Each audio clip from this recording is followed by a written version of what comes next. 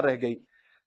सभापति महोदय, सारे प्रहसन किए गए, भाषाई मर्यादा को तार तार किया गया, एक पूरी कौम को घुसपैठिया पुकारा गया, मछली, मंगलसूत्र, भैंस से होते हुए मुजरा जैसे शब्दों से भाषणों को सजाया गया, चुने हुए मुख्यमंत्रियों को जेल भेजा गया, महाराष्ट्र में राजनीतिक दलों को तोड़ा गया, उनके सिंबल छीने गए, चाहे वो शिवसेना हो, चाहे वो एनसीपी हो, विपक्ष के सबसे बड़े दल के बैंक अकाउंट को फ्रीज किया गया।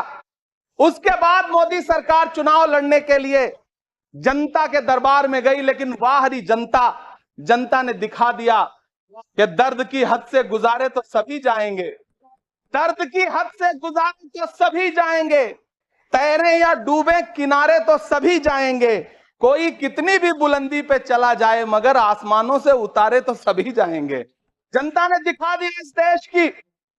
मैं महामहिम राष्ट्रपति महोदया के भाषण पर चर्चा करने के लिए, अभिभाषण पर चर्चा करने के लिए यहां खड़ा हुआ। सरकारी भाषण की मजबूरियां होती हैं, सरकार की तारीफ करनी पड़ती है, लेकिन जिस एक शब्द के इर्द गिर्द पूरा भाषण बुना गया था वो था अमृतकाल। सभापति महोदय, छात्र नौकरी मांगने पर लाठियां खा रहे हैं, 2 जून की रोटी मुहाल है, पेपर लीक ने लाखों छात्रों का भविष्य चौपट कर दिया है और देश को बताया जा रहा है कि अमृतकाल आया है। कभी कभी मेरा मन करता है कि मणिपुर में निर्वस्त्र करके घुमाई गई बेटियों से पूछूं कि अमृतकाल आया है या नहीं आया है।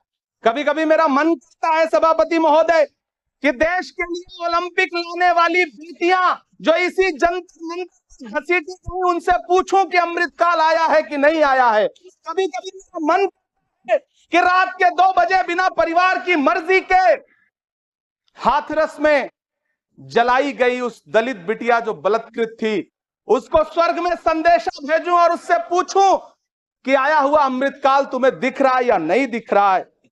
कभी कभी मन करता है कि मैं बिल्किस बानो से पूछूं कि देश में आया हुआ अमृतकाल तुम्हें नजर आ रहा है या नहीं आ रहा है। सभापति महोदय, कभी कभी मन करता है कि भीड़ के जरिए लिंच करके मारे गए पहलू खान की 85 साल की दोनों आंखों की अंधी मां से पूछूं कि देश में आया अमृतकाल तुम्हें दिख रहा है या नहीं दिख रहा है। कभी कभी मन करता है कि ईद के कपड़े खरीद कर लौट रहे 17 साल के हाफिज जुनैद से पूछूं, जिसे बल्लभगढ़ में ट्रेन में लिंच करके मार दिया गया, कि अमृतकाल आया है या नहीं आया है। कभी कभी मन करता है नजीब की मां से पूछूं, कभी कभी मन करता है कि तबरेज अंसारी की विधवा से पूछूं, कभी कभी मन है कि सहारनपुर के उन 3 बच्चों से पूछो में लिंच करके मार दिया गया। सभापति महोदय, कभी कभी मन करता है कि मैं गुजरात के चिखोदरा में क्रिकेट मैदान में लिंच करके मार दिए गए सलमान बोहरा के परिवार से पूछूं कि अमृतकाल नहीं आया है। कभी कभी मन करता है कि मैं अलीगढ़ के औरंगजेब उर्फ फरीद से पूछूं, जिसे लिंच करके मार दिया गया और बाद में उसी मृतक के ऊपर डकैती का मुकदमा कायम किया गया। सभापति महोदय, यह कैसा अमृतकाल है जिसके अभिभाषण में स्वास्थ्य पर सिर्फ आधे मिनट पर चर्चा हुई। कैंसर के मरीज दिन ब दिन बढ़ रहे हैं, हार्ट अटैक से हंसते खेलते बच्चे जान गंवा रहे हैं, कभी क्रिकेट के मैदान में, कभी जिम में, और इस सरकार के पास स्वास्थ्य पर बात करने के लिए आधा मिनट है।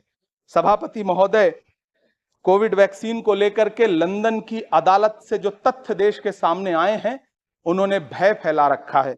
कांग्रेस की सरकारों ने भी चेचक, पोलियो और प्लेग जैसी महामारियों के टीके लगवाए, लेकिन न तो कभी सर्टिफिकेट पर अपना फोटो छपवाया और न कभी उसके नाम पर वोट मांगे।